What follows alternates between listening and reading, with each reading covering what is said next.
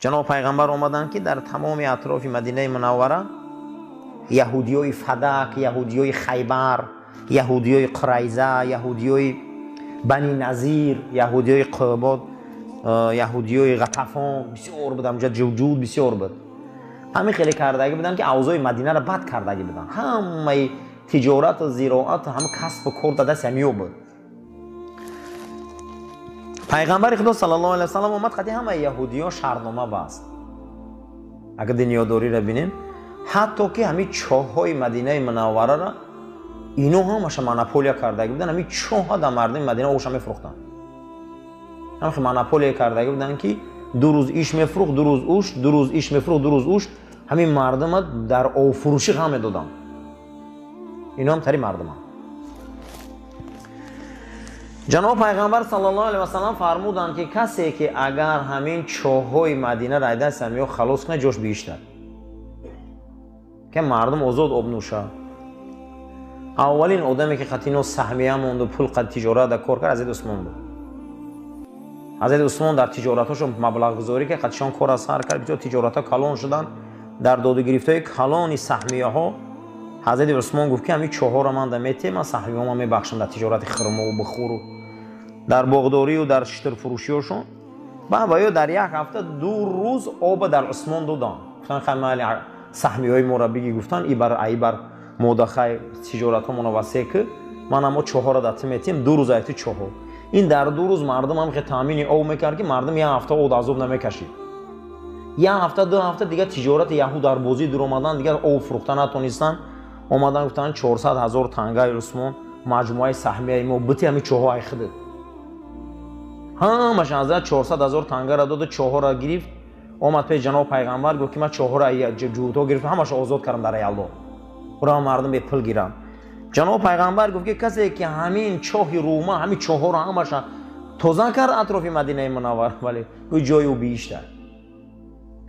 گویا میشوند که انسان با چشم آخرت میبینه این دنیا رو آباد میکنه. در روز جنگ خندق حضرت عثمان 1000 اسب دادگی بده. کی میتی 1000 اسب؟ 1000 اسب دادگی بده. 1000 اسب، 1000 کمان، 1000 نیزه شقتی. جناب پیغمبر فرمودند کسی که لشکری خندق مجهز میکنه خدا جنت وعدهش داده. زوری هیچ کس نرسید، میگه زوری عثمان رسید. برای همین عزیزا این دنیا خوشا به حال انسانی که دنیا رو با چشم آخرت بینه. عثمان باری باشه. اینو مردای زمین بدن. اینو دنیا رو خدمت کردن. نباشه اینو یگون چه دنیا تنقصی نداشتن. کمبودی نداشتن. خوشا به حال انسانایی که دنیا رو خیلی میبینن. لیکن هیچ نموند از عثمان نامینه‌ای که من در قبرستان بقیع خوابه. نه همین تجارتش یگون چه موند دیگه، نه زراعتش. لیکن چیزی که داد همون موند.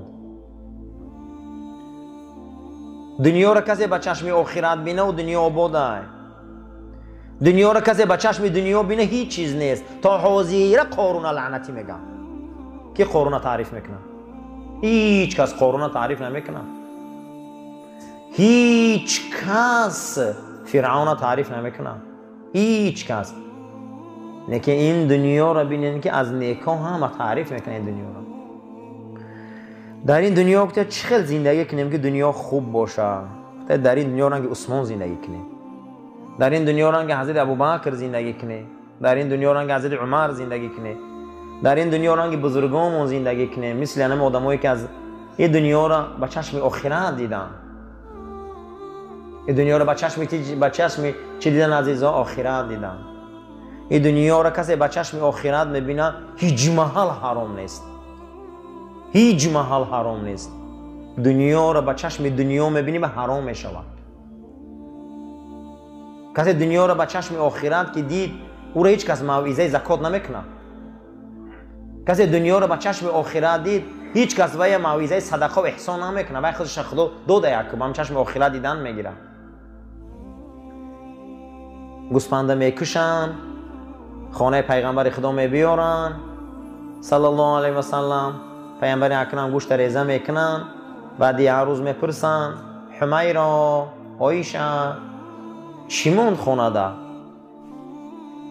فرستاده خدا نصف شب بخشیدم نصفش در داخل همون انبارخانه مونده، نصفش مونده، نصفش بخشیدم. اویشا همون بخشیدگیش مونده، گه این نصفش که اخته هیچ نمونده،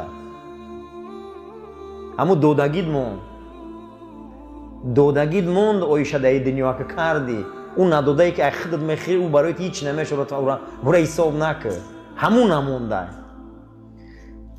چیزی که دادیم اون موند برادرو، چیزی که دادیم اون چکار کرد؟ اون موند. خوشا به حال انسانی که دنیا رو به چشم آخرت نگاه کنن. ابوبکر، عمر، عثمان و علی، صحابه بزرگ دنیا رو به چشم آخرت دیدن، دنیاشون آباد شد. کسی که دنیا رو به چشم آخرت میبینه، این دنیا لعنتی دنیا نیست. کسی دنیا رو به چشم آخرت میبینه، چی خوب دنیایی در زندگی کرده، چی خوب دنیایی در زندگی کرده. خوشا به حال الهی نمی کسی دنیا رو به چشم آخرت میبینه، خدا 1000 سال عمرش ده، یکون جای کمبودیش نیست. همین خداوند به عبادتم بره، به طاعتم بره، برای رسولش بره، پاک خرم، پاک گردم، صاحب فرزندای صالح باشم، زندگی اویلای شایسته کنم، الهی اینم 100 سال عمر بینم، گندگی داشت عمری دراز. اینم دنیا رو به چشم آخرت که نمیبینیم، در 50 ساله عمرمون، همین عمرمون بزوری میکنیم. میگیم چی عمره، چی دیدم همین دنیا، برای که به چشم آخرت ندیده استیم شوخی. دنیا رو به چشم آخرت دیدن در کاره. یکی از زندگی های خوبی این دنیا همین بوده که دنیا رو به دنیا تماشا نکنه، دنیا رو به آخرت تماشا کنه. دنیا رو به آخرت. روز جنگ خندق رسول اکرم صلی الله علیه و سلم نشستگی بودن. بعد از او گفتن حضرت که اصحاب چی حال داره؟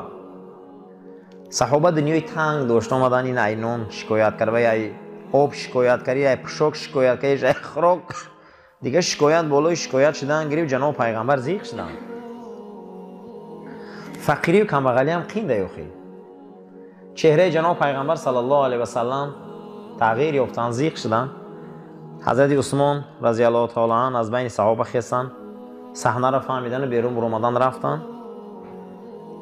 بعد از اندک میگه حضرت عثمان میگه نیم خواب، میگم قپای کلان، میگه نیمش میگه به زور میگم تا ایمی دهنی در خیمه جناب پیغمبر در آمدن. اومدن در پیش رسول اکرم صلی الله علیه و سلم موندن و بعد از او دهنی همون قپی نیم کالاشون کشودن، همون لیمچه‌شون رو پایان کردن. میگه نگاه کردیم نیم لیمچه‌ای که حضرت عثمان آوردن که در اون زمان این دارایی را خیلی ثروتمند نداشت، آمیخته با طلا و نقره همه را در دامن رسول اکرم ریختن.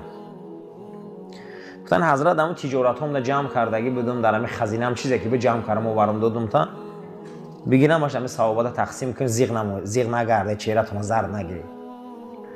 جناب پیغمبر میگه نشسته بودن، میگه کم تا ایستاد، میگه دیدیم که چهره رسول اکرم صلی الله علیه و سلم میگه از همون نورهای طلا میگه روشن‌تر شد. پیغمبر چهره‌شو میگه خرسان شده و گویا مردم خبر داره خدا از وعده کرد که برای عثمان دیگه گناه ضرر نمیکنه. گفتن چی با؟ گفتن عثمان بهشته. عثمان بهشتی بودنش اعلان شد. خوشا به حال آدمی که دنیا قد بهشت خره. گوهوزی وعده شد که عثمان در بهشته، ای 10 تن یاروی بهشتش کیه؟ این همین روز بهشتش بوده. میتونیم که به دنیا بهشت خریم. خوشا به حال آدمی که دنیا رنگ عثمان بینه. خوشا به حال انسانی که رنگ عثمان پول جمع کنه. خوشا به حال انسانی که رنگ عثمان تیه. خوشا به حال انسانی که جناب پیغمبر گفت ما لا یضر علی عثمان ذنبا. امروز برای عثمان دیگر گناه ضرر نداره. گویا جونیم خدا امر شد عثمان بهشتیه. بعد از اون میگه مال جمع کنیم. گفته بله جمع کنیم، رنگ عثمان جمع کنیم.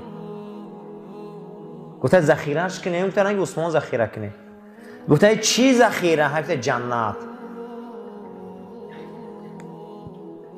المال و البنون زینت الحیات دنیا. قرآن همین آیت نازل کرد در سوره کهف. مال و فرزند زینت دنیا ها، یا میگذره میره. چیه والباقیات الصالحات؟ چیه او باقی صالح؟ اعمالهای نیک مگه ای عثمان؟ چیزی بود نماد گذشت رفت، اما تو بهشت ابدی، تو 10 تن از یاری بهشتی.